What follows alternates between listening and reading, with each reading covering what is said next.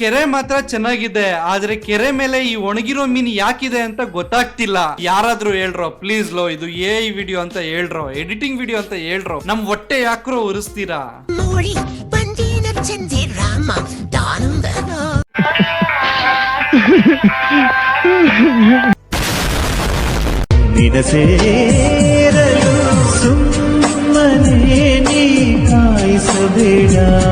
Sir heart ಇಸ್ಗೂ ಬೆಲೆನೇ ಇಲ್ಲ sir.